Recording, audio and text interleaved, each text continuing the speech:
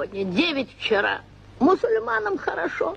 Вышел на улицу мужчина, на народе 3 раза сказал: не хочу жить с этой женщиной. И все, развелся.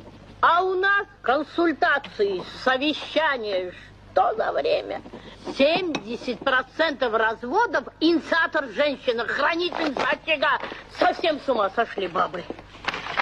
Так, это что такое? Подожди, ты что, тоже с ума сошла? Я прошу принять дело к производству. Соблаговолите указать причину развода.